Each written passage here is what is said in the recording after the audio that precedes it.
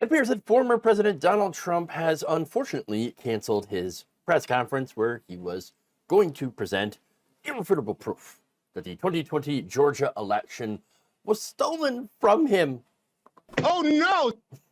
So, of course, other than the fact that there is no actual proof, so wouldn't really be presenting anything. What was the problem? What happened? Well, it appears he may have gotten some cold feet. Interesting, and for good reason. Now, first off, of course, he was warned by the judge overseeing the election conspiracy case that the more he talks about it, the faster she'll bring it to trial. Now, the reason, of course, is to prevent witness intimidation and jury pool contamination. She said, I will take whatever measures are necessary to safeguard the integrity of the case.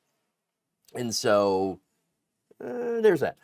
Now, Trump's lawyers, of course, asked for the case to be moved to, get this, April of 2026. April of 2026. Wow, okay.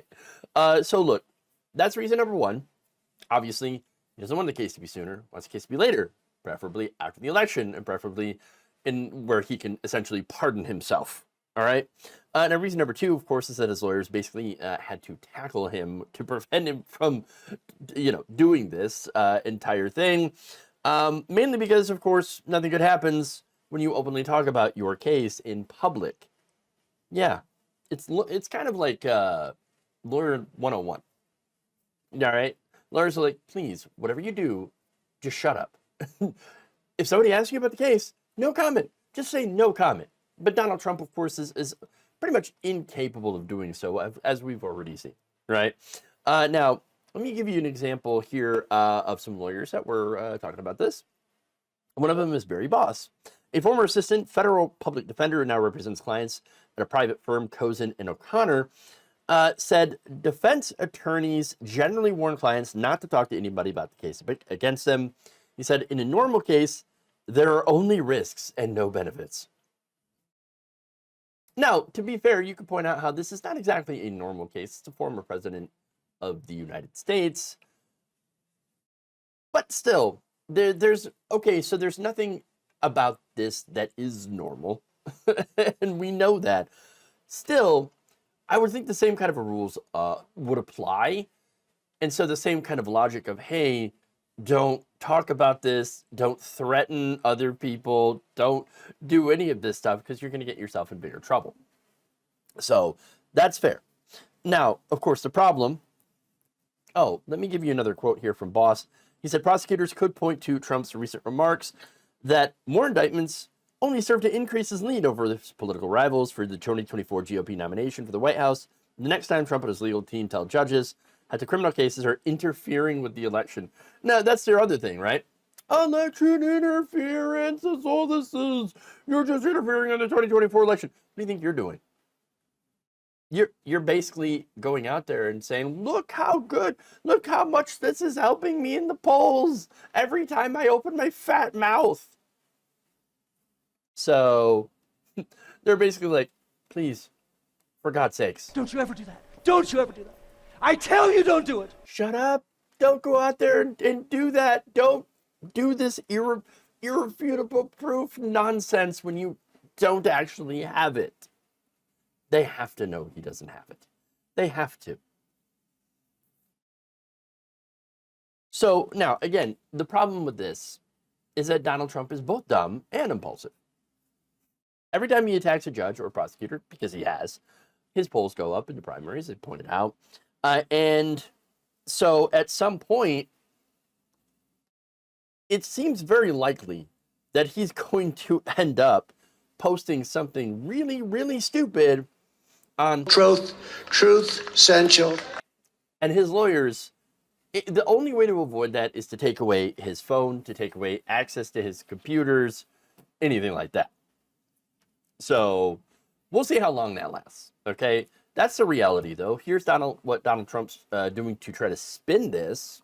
Rather than releasing the report of the rigged and stolen Georgia 2020 presidential election on Monday, my lawyers would prefer putting this, I believe, irrefutable and overwhelming evidence of election fraud and irregularities in formal legal filings, as we fight to dismiss this disgraceful indictment by a publicity and campaign finance seeking DA who sadly presides over a record-breaking murder and violent crime area Atlanta.